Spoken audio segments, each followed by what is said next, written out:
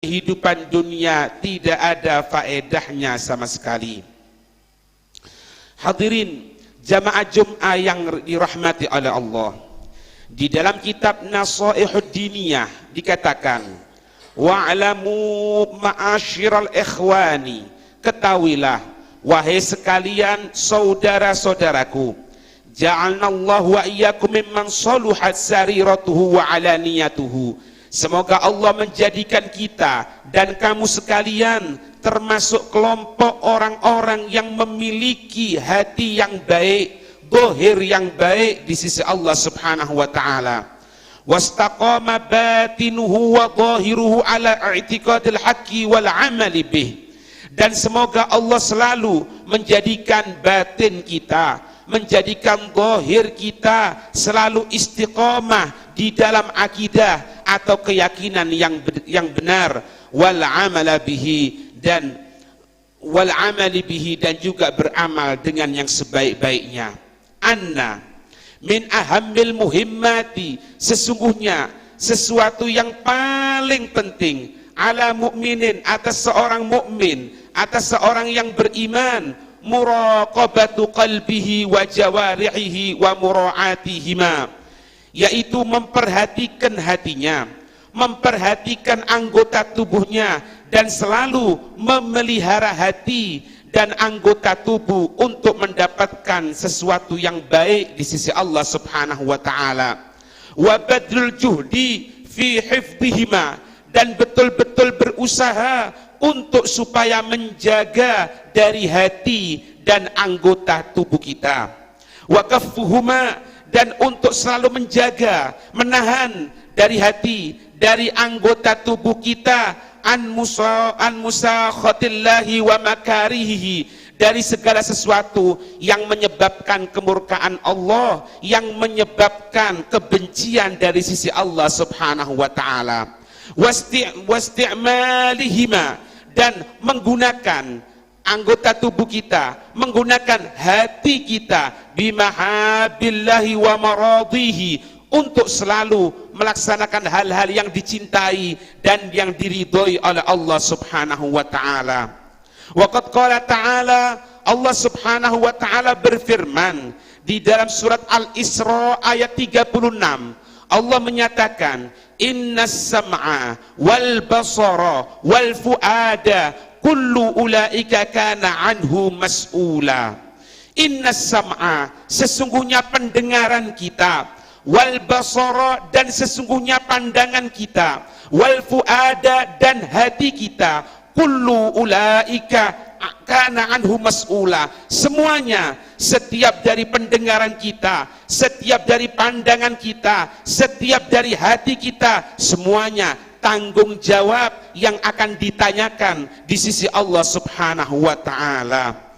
Wal qalbu wal jawarihu min a'dhami ni'amillahi ala ibadihi, dan hati dan anggota tubuh yang diberikan oleh Allah, min a'dhami ni'amillahi, merupakan paling besar-besarnya nikmat-nikmat Allah, ala ibadihi, atas hamba-hambanya Allah. Faman istamalaha bi ta'atih, siapa orang yang melaksanakan hatinya, yang menggunakan anggota tubuhnya bi ta'atih, dengan urusan taat kepada Allah, wa zayyanaha bimahabbihi, dan dia menghiasi dengan apa-apa yang dicintai oleh Allah. Selain dia melaksanakan sholat fardu, dia juga melaksanakan sholat rawatib. Selain dia tadi itu membaca zikir-zikir yang wajib, ditambahi lagi dia dengan membaca Al-Quran dan zikir-zikir yang lain, dihiasi dengan apa-apa yang dicintai oleh Allah Subhanahu wa ta'ala. Wasarafa kullan minha fima khuliqa lahu, dan dia menggunakan hatinya, dia menggunakan anggota tubuhnya yang merupakan nikmat Allah, dia gunakan untuk apa-apa tujuan dari diciptakannya anggota tersebut, untuk ketaatan kepada Allah, dia gunakan kepada hal tersebut.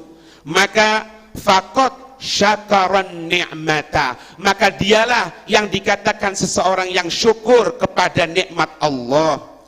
Wa hafidhal hurmata, dan dia telah menjaga kehormatan Allah, kebesaran Allah. wa ahsanal khidmata, dan dia sebaik-baik menjadi hamba yang berkhidmah, yang menjadi hamba yang akan selalu berbakti kepada Allah. Walahu, dan untuk orang tersebut indallahi, di sisi Allah, jazaa'asy syakirin, pahala kelompok orang-orang yang bersyukur kepada Allah Subhanahu wa taala, wa thawabal muhsinin, dan dia akan mendapatkan pahala kebaikan di sisi Allah, kebaikan orang-orang yang baik di sisi Allah Subhanahu wa taala. Innallaha la yudayyi'u ajra man ahsana amala, sesungguhnya Allah zat yang tidak pernah menyia-nyiakan amal perbuatan baik yang dilaksanakan oleh hambanya. Seperti sekarang ini hari Jumat, kita disunahkan untuk berpuasa Tasu'a, besok kita disunahkan untuk berpuasa Asyura tanggal 10 Muharram. Kenapa kita berpuasa Tasu'a? Agar kita berbeda dengan orang Yahudi. Orang Yahudi mereka tadi itu berpuasa hanya tanggal 10 Muharram, hari Asyura. Ketika ditanya oleh baginda Rasul, kenapa engkau berpuasa di hari Asyura yang besok akan kita masuk ini? Maka Nabi menyatakan, maka mereka orang Yahudi menjawab, hari Asyura adalah hari sebagai bentuk rasa syukur kita ketika Nabi Musa diselamatkan oleh Allah dari kejaran Fir'aun. Maka Nabi menyatakan, nahnu ahaqqu bi Musa minhum, kita ini lebih berhak untuk memperingati keselamatan Nabi Allah Musa dari kejaran Fir'aun daripada mereka. Maka Nabi mengatakan, lau baqitu, andai aku diberikan hidup oleh Allah Subhanahu wa taala sampai tahun berikutnya, maka aku akan berpuasa tanggal 9-nya untuk berbeda dengan mereka orang Yahudi. Tapi Nabi belum sempat melaksanakan tanggal 9, beliau wafat. Ulama mengatakan untuk disunahkan berpuasa tanggal 9 Muharram hari ini, dan untuk besok hari tanggal 10 Muharram atau hari Asyura untuk berpuasa.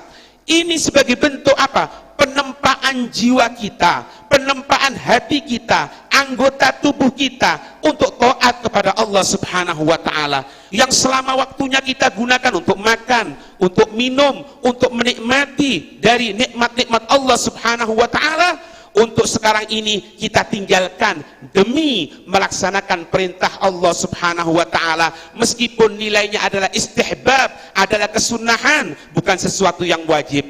Dulunya sebelum ada perintah untuk melaksanakan puasa Ramadan, sebelum turun perintah untuk melaksanakan puasa Ramadan, yaitu tahun kedua dari Hijriah, puasa Asyura, yaitu besok hari, puasa Asyura itu adalah sesuatu yang wajib. Tapi setelah turun perintah untuk melaksanakan puasa Ramadan, maka puasa tanggal 10 Asyura atau besok hari ini adalah merupakan sesuatu kesunahan. Maka untuk itu, kita yang mengaku ingin menjadikan jiwa kita, hati kita baik, anggota tubuh kita baik, jangan pernah tinggalkan untuk melaksanakan puasa tersebut, meskipun bernilai sunnah di sisi Allah Subhanahu wa taala. Waman arsala qalbahu, siapa orang yang dia melepaskan anggota tubuhnya, wajawarihahu, siapa orang yang melepaskan hatinya dan anggota-anggota tubuhnya, na'udzubillah, fi mukhalafatil amri, di dalam urusan-urusan yang menentang perintahnya Allah, berani dia bermaksiat kepada Allah, terang-terangan dia bermaksiat kepada Allah, wa maliha wa adha'iha wa lam yahfadha, dia menyepelekan, dia menyia-nyiakan, tidak menjaga hatinya, tidak menjaga anggota tubuhnya, faqad kafara ni'matallahi fiha, maka dialah dikatakan orang yang kufur nikmat dari nikmat Allah Subhanahu wa taala. Apa yang akan dia dapatkan? Wastaujaba dzamma wal 'uqubata minallahi bisababiha, maka orang tersebut harus untuk mendapatkan mendengarkan cacian, harus untuk mendapatkan siksaan dari sisi Allah Subhanahu wa taala. Bisa babiha, karena sebab hal tersebut menyia-nyiakan nikmat Allah. Diberikan nikmat digunakan maksiat, diberikan satu kekayaan digunakan maksiat, diberikan hati, diberikan anggota tubuh digunakan kemaksiatan, maka dia berhak untuk mendapatkan siksaan. Na'udzubillahi min dzalik. Wa satashhadu alaih baina yadayillahi bima amila biha min ma'asillah, dan akan bersaksi, anggota tubuh tadi itu akan bersaksi kejelekan atas orang tersebut di hadapan Allah Subhanahu wa taala atas bentuk perbuatan yang dilaksanakan dari berbagai kemaksiatan-kemaksiatan.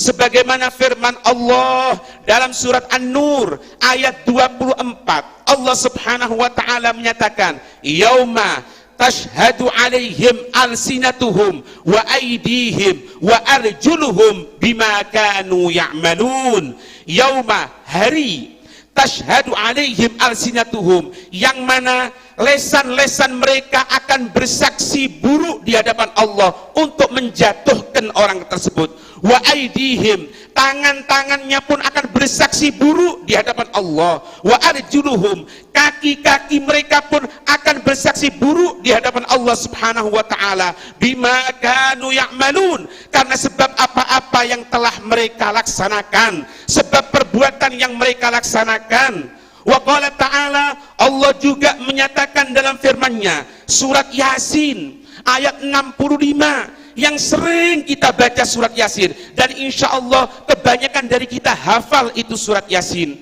Allah menyatakan dalam ayat yang ke-65, al-yawma nakhtimu ala afwahihim wa tukallimuna aydihim wa tashhadu arjuluhum bima kanu yaksibun. Al-yawma, hari kiamat, nakhtimu ala afwahihim, kami mengunci lesan-lesan mereka, tidak mampu berucap. Nanti di hadapan Allah yang berucap bukan lesan kita. Allah mengunci lesan-lesan mereka. Wa tukallimuna, dan kami akan membuat berbicara aidihim, tangan-tangan mereka. Wa tashhadu arjuluhum, kaki-kaki mereka juga akan bersaksi di hadapan Allah Subhanahu wa taala bima kanu yaksibun, dengan apa-apa yang telah mereka laksanakan, dengan apa-apa yang telah mereka perbuat. Tangan kita, mungkin di dunia kita mudah untuk bermaksiat, tapi ingat, setiap perbuatan kemaksiatan, baik anggota tubuh kita, baik tempat kita untuk bermaksiat kepada Allah, semuanya akan bersaksi di hadapan Allah Subhanahu wa taala.